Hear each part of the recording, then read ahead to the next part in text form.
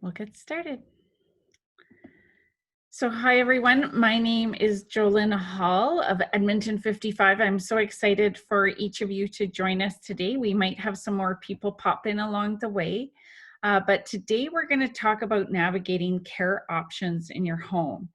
And this is so important for those of you that really want to age in place in your home.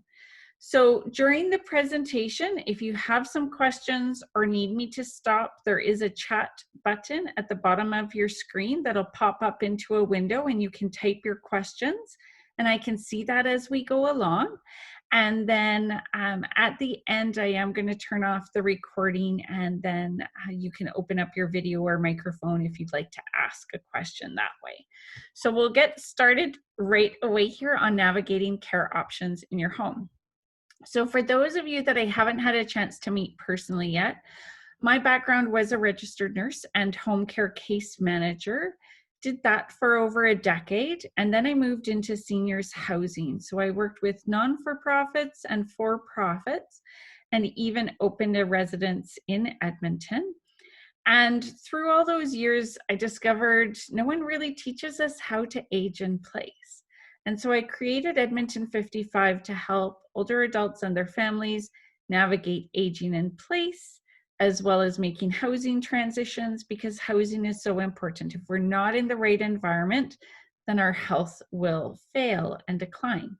And so today we're going to focus on that age in place element and how to stay healthy and well and access services when you need them, as you need them.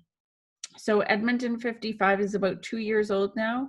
I also am a seniors real estate specialist to help those navigate housing decisions of all types. So today we're going to talk about understanding your options for care at home, what aging in place really is, what health services can look like at home, understanding private care options, when to activate services, and how to create your own plan. So I've got tons of information here that I will be packing in.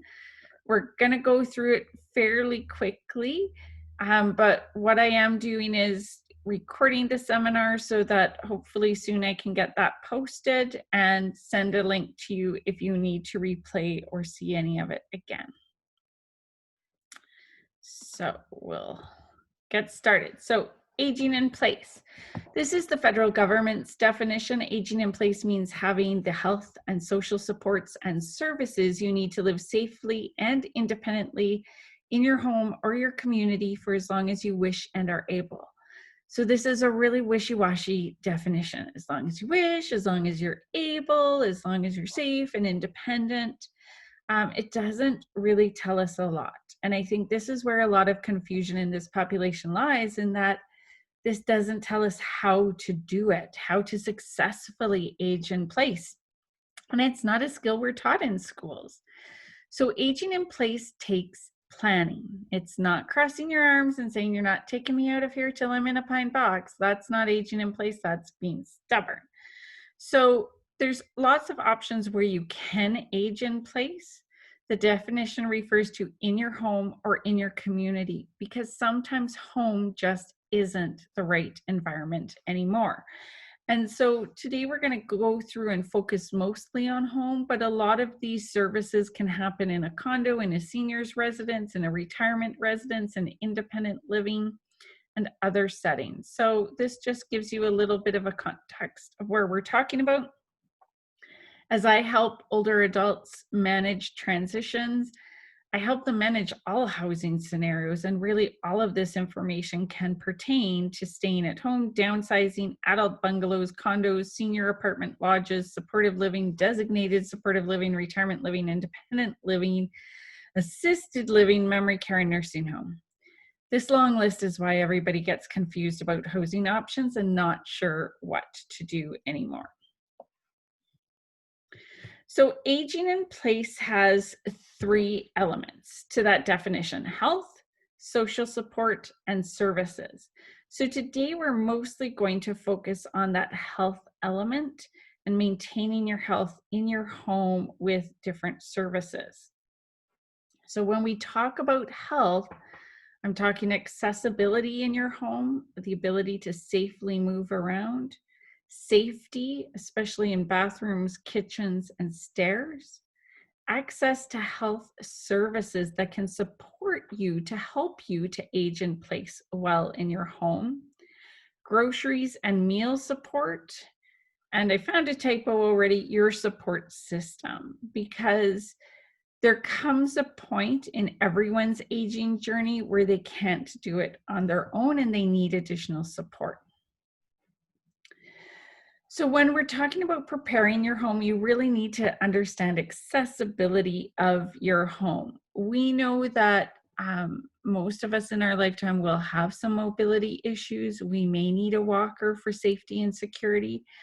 Most of our homes aren't prepared for a walker. We need 36-inch doorways to successfully move a walker through a home without rubbing your knuckles on the doors as you go through. Most homes in Edmonton are 30, 32, possibly 34-inch.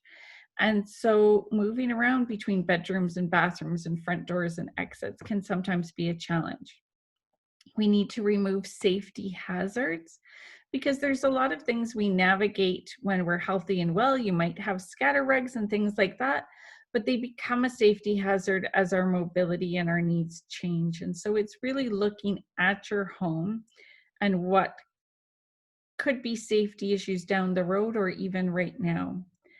Understand your future health needs. If you have Parkinson's, dementia, arthritis, diabetes, we usually know just from general research what to expect your aging process to look like. So embrace that, learn about it, know what to expect so you can plan for it. I want you to learn about modifications and equipment that can help you through aging well. I love doing a trip. I know we can't do it so much right now, but soon go into a home medical supply store. See what devices there are for making meals, for eating meals, for bathroom safety, for just different little gadgets and gadgets. You'll be amazed at how simple life can be made with some assistance from other devices. And so knowing what's out there means that when you run into those challenges, you know that there's a solution and can already activate it. And then also evaluate your home if it is set up for somebody to live in to provide care. Do you have a basement suite? Do you have a garden suite? Do you have a spare bedroom? Things that can be used to potentially have somebody live in your home to provide care for you, especially for those that their ultimate goal is to avoid nursing home altogether. So you need to take a look at your home. So in terms of types of services that can come into your home to provide health support when you need it, we're going to kind of talk about these programs and options today. Support services, Alberta Health Services home care, private home care, day programs, choice program, self-managed care program, live-in care, in-facility care, mobile medical services, as well as patient advocate.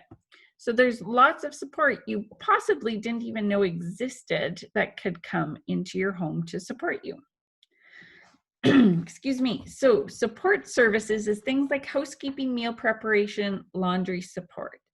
These are services that just mostly take a lot of time and energy from us. And so it makes it hard to manage our health when we're exhausted all the time. So one of the first services many people are bringing into their home is these support level services, housekeeping, meal preparation, or laundry support. And there's many, many services in the community that can provide one or all of these services together. And it can even be things like Meals on Wheels or Heart to Home meals for meal prep. It can be grocery delivery services. It can be cleaning company. It can be a home care company that provides all of this. So there's lots of options when it comes to support service. Alberta Health Services does offer a free home care program to all Albertans who have been in the province for at least 3 months and have their Alberta Health Care number. They can assist with giving medications, so they can come into the home multiple times a day. They can assist with getting dressed and undressed, so morning and evening. They can assist with personal hygiene, so grooming, hair, shaving, brushing teeth, dentures, hearing aids, things of that nature. Shower and bathing, whether you just need somebody in your home to stand by in case you run into a problem, or you actually need them to physically help with that shower or bathing. Home care will do what's called very light meal prep. They do not prepare meals, they will heat up a meal. So whether that's been prepared by family or someone else in advance. They do provide wound care. So for diabetics or those that have a surgical wound that needs dressings and some time to heal, they provide some after hospital care, as well as provide respite care for caregivers. And generally, the maximum right now is a maximum of 3 to 4 hours per day is included by government-funded Alberta Health Services. So we know that they cannot support all of our health needs as we age. For many people, 3 to 4 hours a day is sufficient, but once you need help with medications, dressing, grooming, bathing, potentially some other issues in the day, it doesn't take long to reach that 3 to 4 hour maximum. So knowing other services that can supplement what Alberta Health Services provides can be beneficial. There is private home care companies, private nursing companies. They offer the exact same services as home care, but you have a lot more flexibility. These are paid for services out of your pocket. You might have an insurance program that will provide some coverage for this. But where most people choose private home care is either on top of what they're already getting through home care, or they just want more control over when workers come to their home, a more consistent worker that's always there and not changing people each day, or they just really have set criteria they want, and a private company can be more flexible with that. So they can provide companionship. They can sit with someone and be that social interaction for them, or accompany them to grocery shopping or errands. They can provide meal support. They can provide housekeeping. There's generally light healthcare aid care in terms of the dressing, bathing, everything else you saw through home care. And they usually have licensed practical nurses and registered nurses on staff for more complex medical care. Most companies have a 3-hour minimum. They can provide up to 24-hour live-in care, either short-term or long-term. So it really varies company to company. There's well over 12 different companies in Edmonton, so they all have different models, they all have different specialties, they all have different charging structures. So it's really about doing your research and finding the right fit for you. Day programs, these are generally held in a residence or a facility. They might be publicly funded by the government, or they may have some private costs to them. And generally, someone with mobility issues, health issues, dementia will go to this day program for 3 to 4 hours, sometimes up to 6 hours, 2, 3, or 4 days a week. And so what it does is those caregivers in the home get a bit of a break, and the loved one that goes to the day program gets some social interaction. There's usually some great programs. There might be medical services that can all happen at the day program. So it can really vary quite a bit. Most day programs are accessed through Alberta Health Services, that they'll do the application on your behalf. And then once there's room in the program, you'll be admitted into the program. The Choice program is a medical program for medically complex individuals that want to stay in the community. So you can only access this through Alberta Health Services. They provide social support, physical care, as well as medical team support with full physicians and such.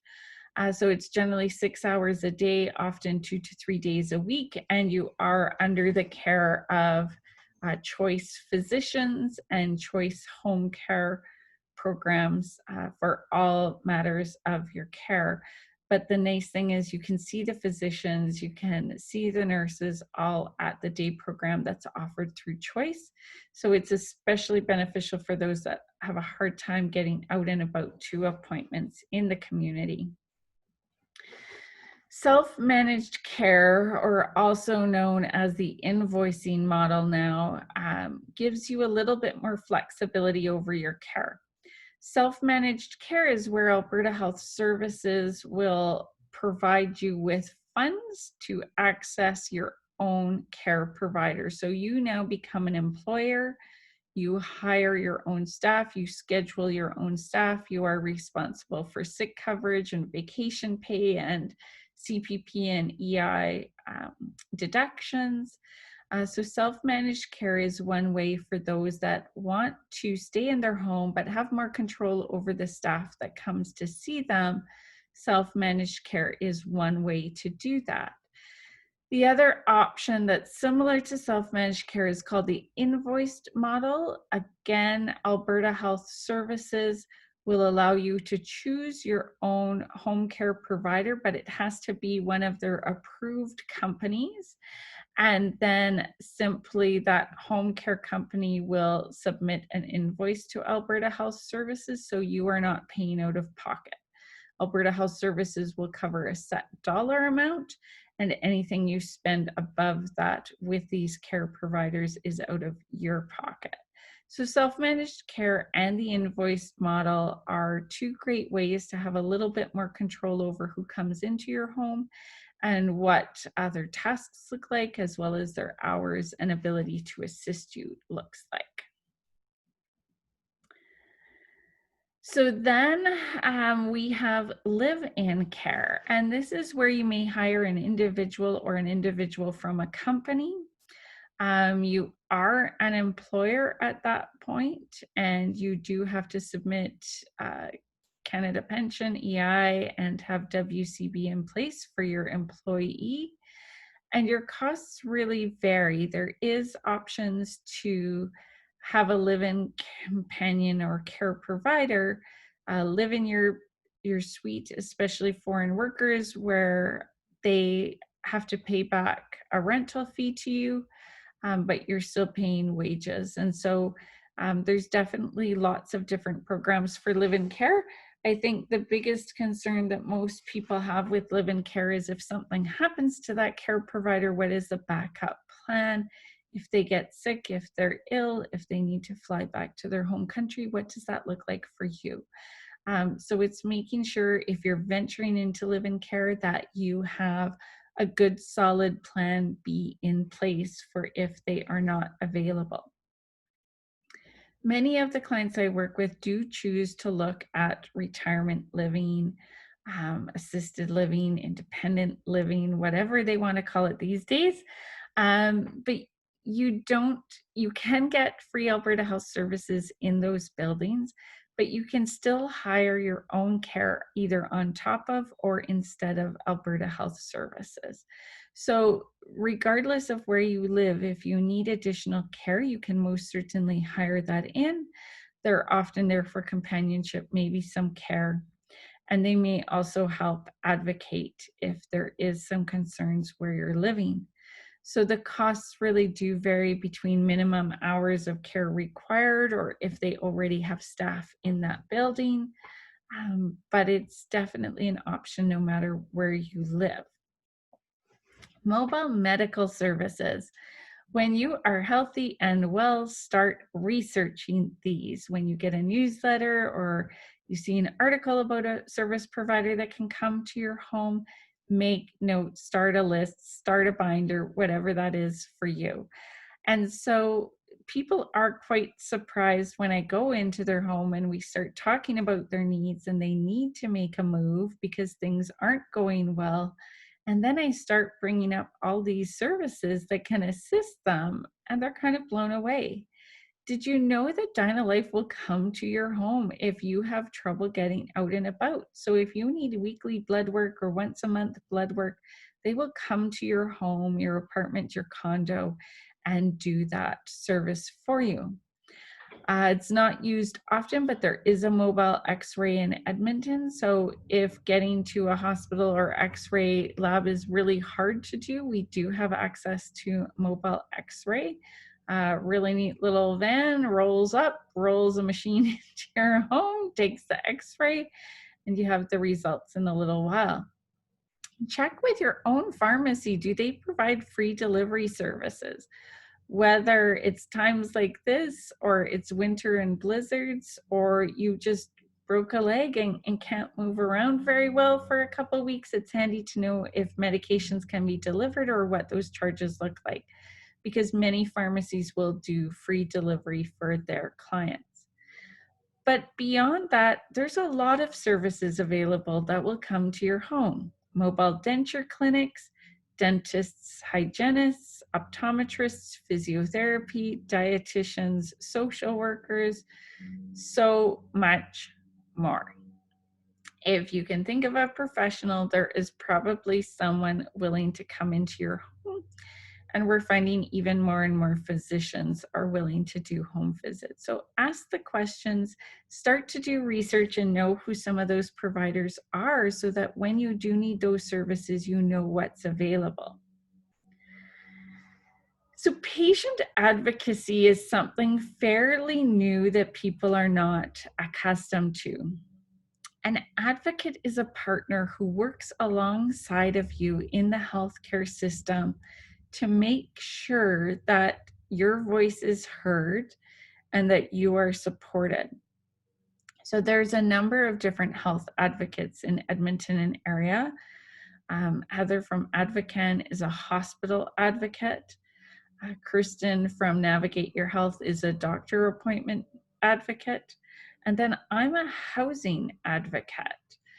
So all of us work with our clients to join them in their journey and help make sure their voice gets heard. We don't make decisions for anyone, but we just stand alongside and support people to get the assistance and guidance they need. So especially these days, I'm doing a lot of advocacy work for those that want to stay in their home, but need additional support because home care has withdrawn some services and is limiting services, and some services have been closed. And so I've helped families and their older adults and loved ones navigate how do we get the care and support we need with services closed and needing to be a bit creative. So I have many people question, the government should be taking care of me in my life, and that should be all I need. And the reality is that that's just not possible. Our government system does have limitations. Our government system cannot provide all needs to everyone. And so Alberta Health has created a structure that will provide the majority of care for most Albertans, but it is knowing that you may have to be supplementing that or adding additional care.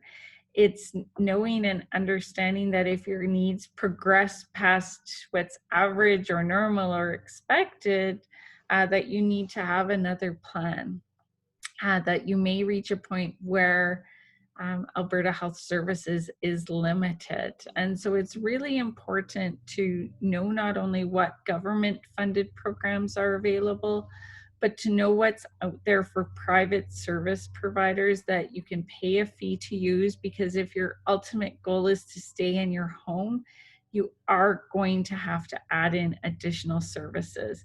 Alberta Health Services is limited and does not provide all care.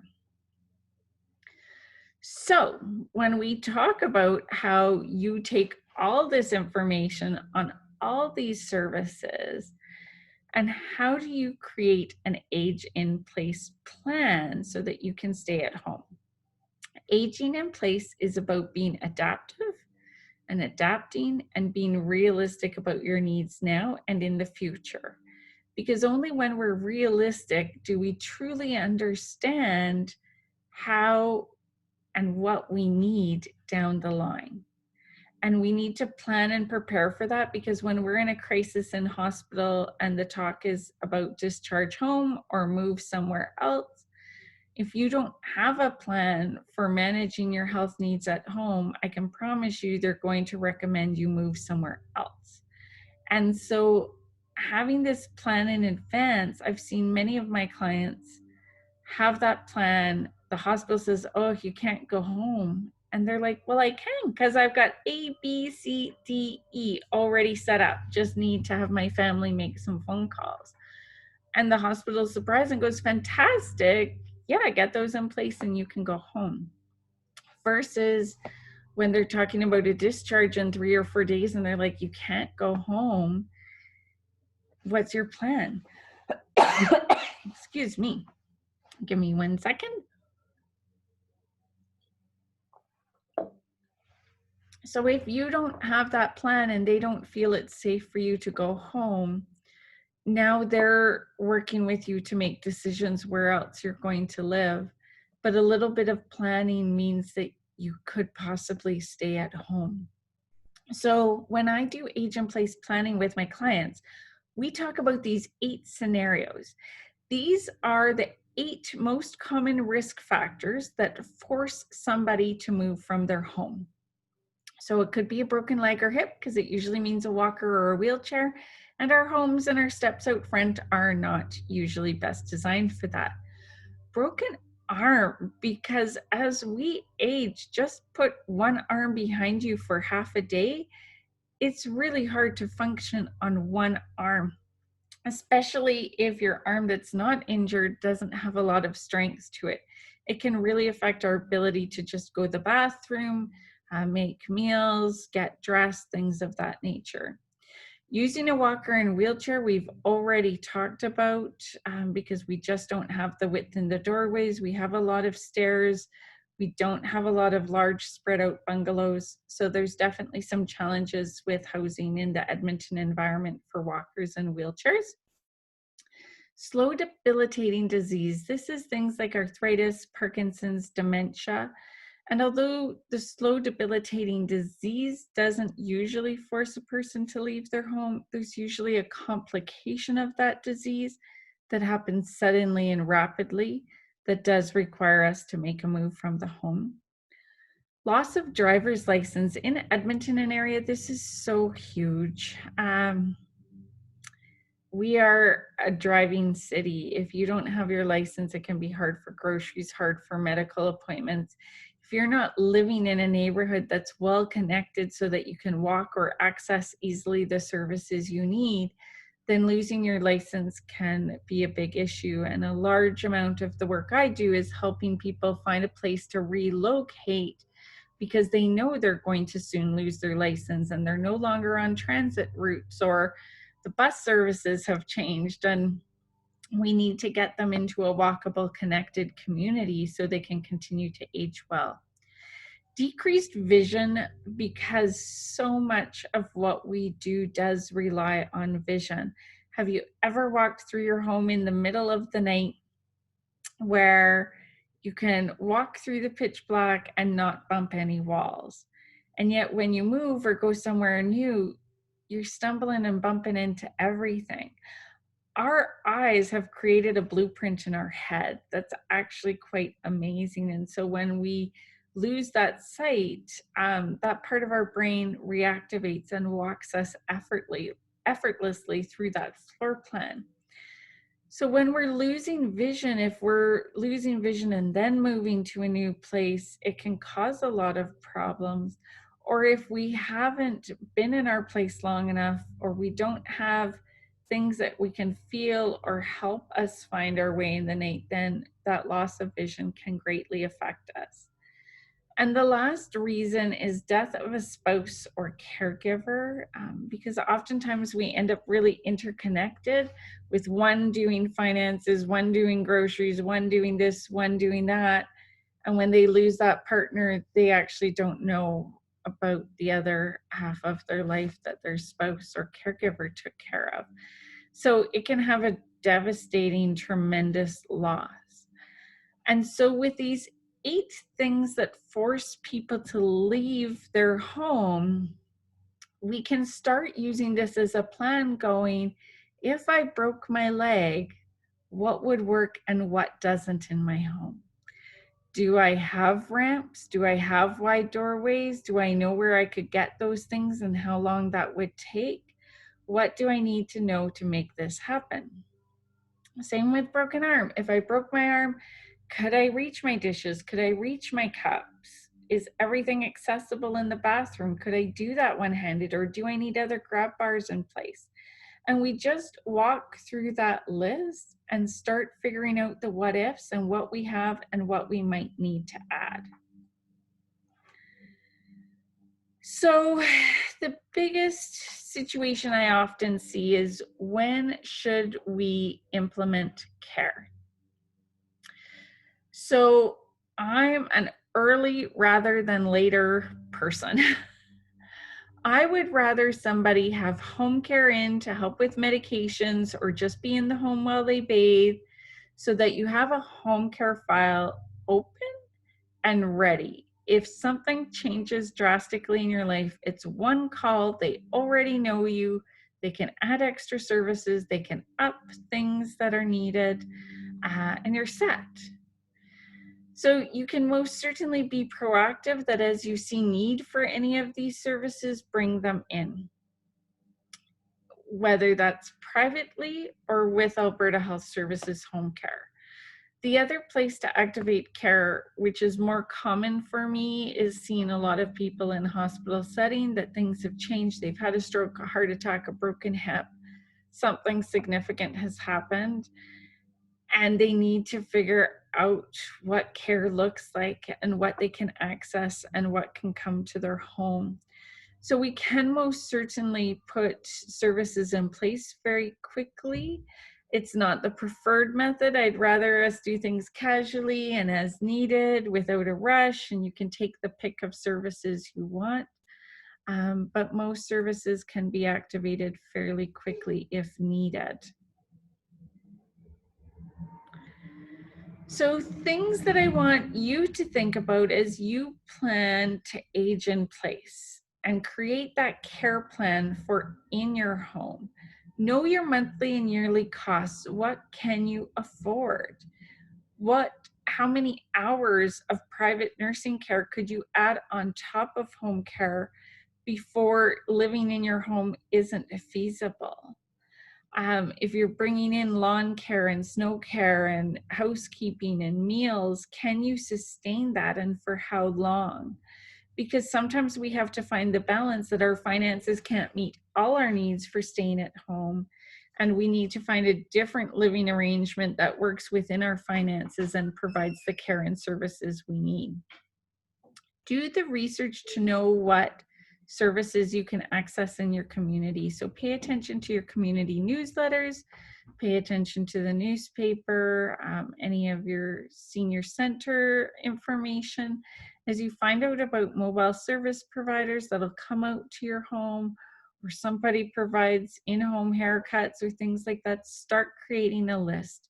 Because how great would it be if you landed in hospital, which isn't great, and then you told your family and friends, oh, I can most certainly stay at home. You know, there's a meal company on the side of my fridge. I've already picked out who I want you to use. Just go call them and set it up. That takes a lot of stress off of your adult children or others that might be involved in caring for you, when you can already direct them to services you've checked out, you're comfortable with, you know you would want, and have that choice. And know your support system. You know what your family and friends can and cannot help you with, what their schedule allows. My parents know that, short notice trips to the doctor for driving, I probably can't do, but if you tell me about an appointment next week, I can probably make transportation happen for that. So we've had those conversations to know what my limits are, what my capabilities are to work around work and family and things like that, that sometimes we can't ignore. And so They know what they can expect from me, but the things that I can't help them with, I can help them find resources to fill in those gaps. So there's a key in this definition of aging in place. This is, the secret to this all. So I'm just going to repeat this definition again, that aging in place means having the health and social supports and services you need to live safely and independently in your home or your community as long as you wish and as long as you are able. The key to all of this is being safe, being independent, even with additional supports and services to assist you, as long as you are able. So sometimes aging in place does mean changing where we live to keep safe, to keep independent. And so I want you to keep that with you, that as you plan services and options, the key is staying safe and independent, because if you let your mobility decline to the point that you're bedbound, it's really hard to keep you safe and well when a lot of those service providers can't get you out to the services and such that you need. So, how to stay in control of your aging journey? Make a plan for the three elements of aging in place: health, social supports, and services. Make a plan for managing those 8 possible scenarios that could force you from your home, and know what your home limitations are. And always keep learning about care and options available. There's always new stuff coming to market. There's always new service providers. Go to health fairs, go to information seminars, learn, and start collecting that knowledge. On my Edmonton 55 website, there's a lot of resources and articles for active aging. There's usually some volunteer opportunities and an event calendar that lists even more educational opportunities. And then I do as well a monthly newsletter that has some information and advice for active aging, and is usually where I release some newsletters and worksheets and stuff to try out to use in your planning. I do age in place consultations to help people stay in their home. I do housing consultations for those that know they need to make a move, whether it's downsizing, retirement living, assisted living, or long-term care that they need to look at. I provide monthly ongoing support to some of my clients that just need assistance through their entire housing journey. And I am a seniors real estate specialist that focuses on older adults' needs for buying and selling. So I'll leave this up here with my contact information. You can most certainly reach out to me if you have any questions. And I'm just going to